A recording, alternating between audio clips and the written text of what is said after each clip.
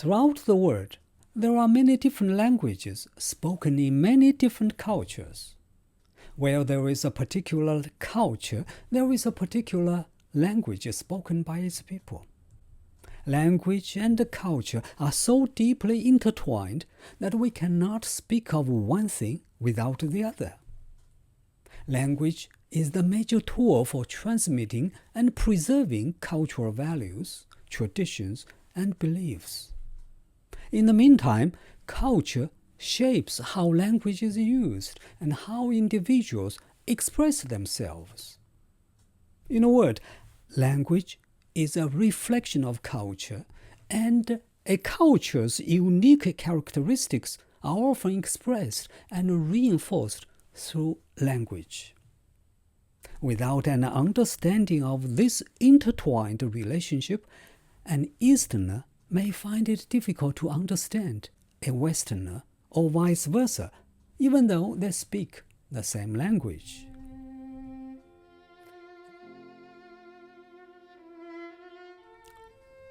Hello, and welcome back to my channel, and welcome to another video.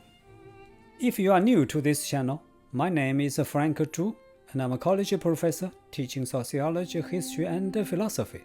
I'm also an award-winning landscape photographer.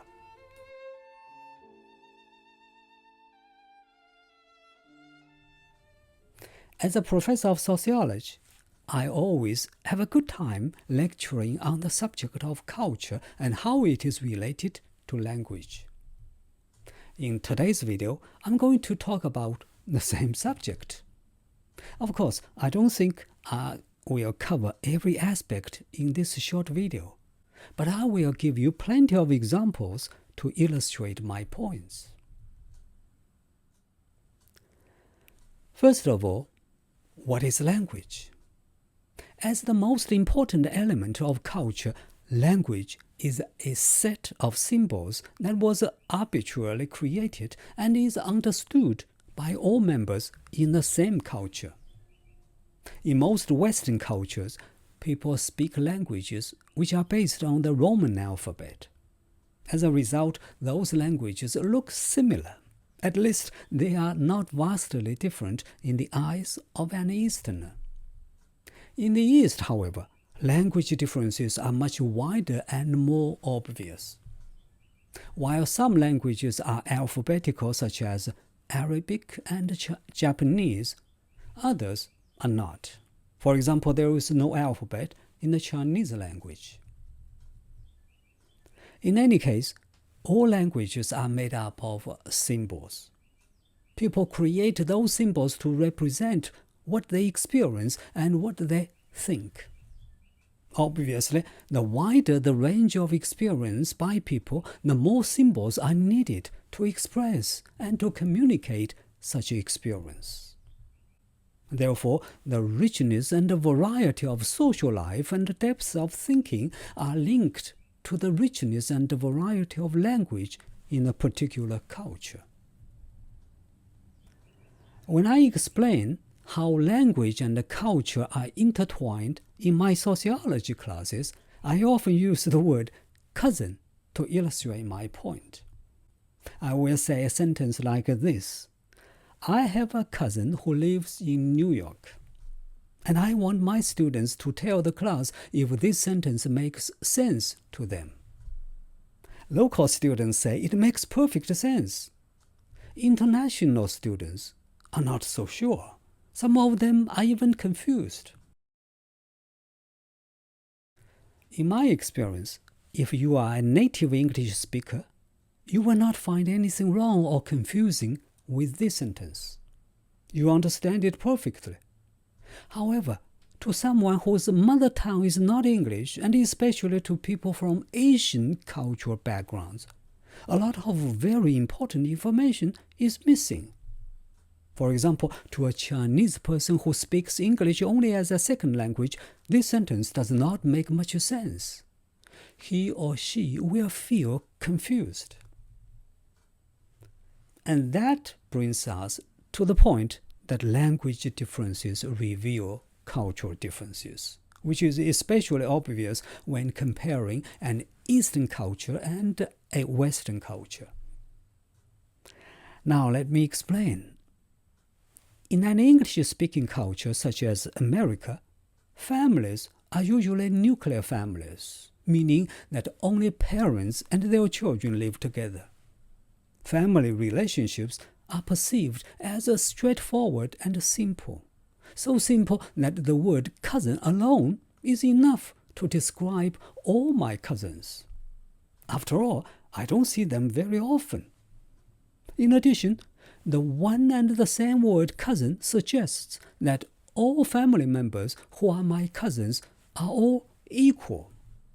I don't need to know more about them as long as I know they are my family members. But in China, families were traditionally extended families, meaning there were several generations living together. Even if they lived in separate places, they stayed close to each other. Family relationships were thus very complicated, and each was defined clearly. Within the family, different people occupied different statuses and therefore had distinct roles to play. In a traditional Chinese family, not all cousins were equal, and in order for you to survive and prosper, you must be absolutely clear about their statuses.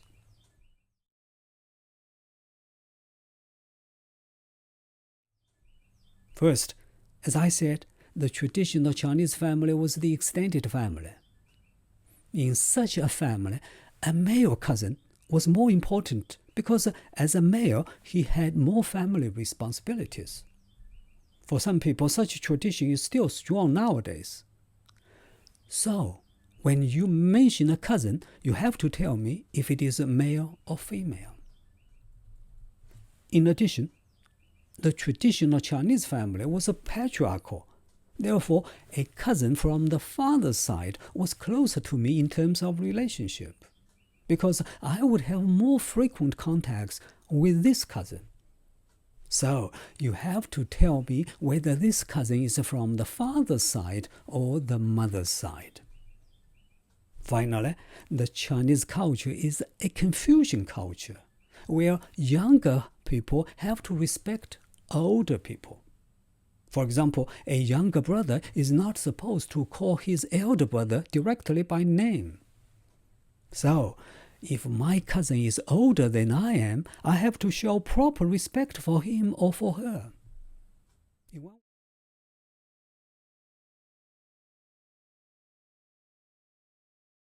It is no wonder a Chinese person would find it impossible to refer to someone simply as a cousin without mentioning his or her sex, the paternal or maternal affiliation, and the age.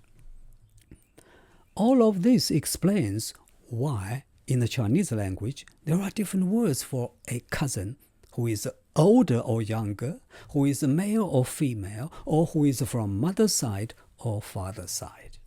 It is impossible to translate the English word cousin precisely into Chinese because the English word cousin does not contain all this information.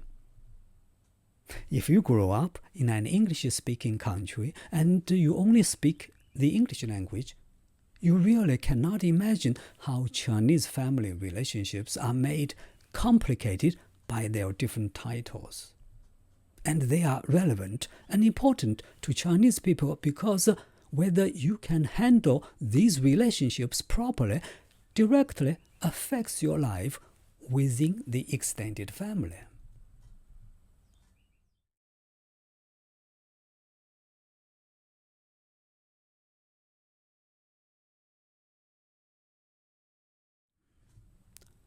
Chinese people also feel confused when they hear words such as grandma or grandpa. They need to know which side your grandpa or grandma is from, father's side or mother's side. In Chinese, there are different words for paternal grandparents or maternal grandparents. Similarly, they find it confusing when they hear the words uncle and aunt. To illustrate how languages reflect cultural differences even more clearly, let me give you another example. In English, we have two gender pronouns, he and she, and him and her. We use them to refer to a single male or female. But in the traditional Chinese language, there was no such a distinct word to refer to a female. When people talked about a female, they would use the same pronoun as a male. The distinction between a female and a male pronoun in the Chinese language was only created in modern times. But even then, the difference is only reflected in writing.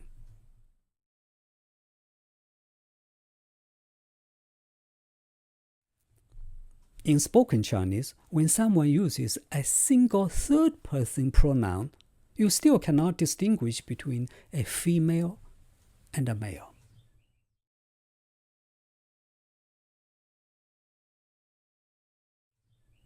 By the way, based on my observations as a professor, some of my Chinese students use he or him when they actually refer to a female, and should use she or her, even though they speak English quite fluently.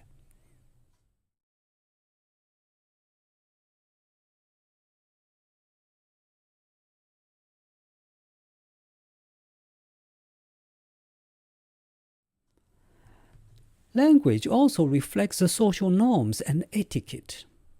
Japan, for example, is widely recognized for its unique social norms that emphasize humility, politeness, and a strong sense of community harmony, which is quite different from America, in my opinion.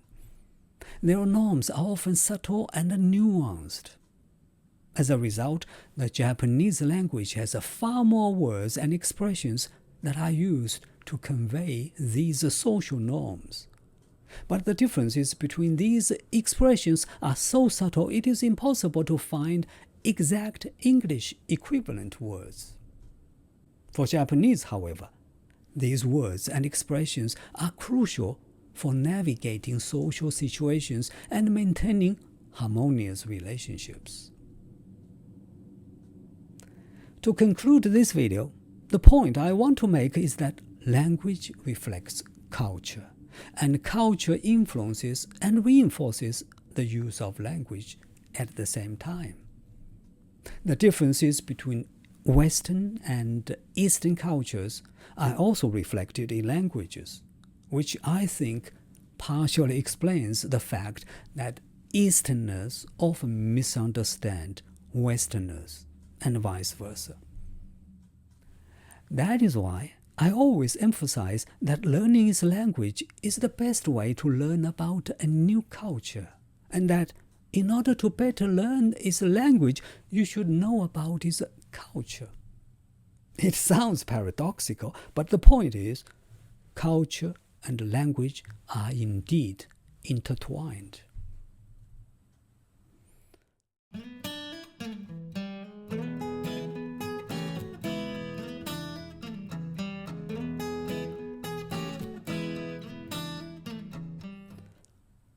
Well, that is all for today. As always, thank you for watching this video, and hopefully I'll see you in the next video.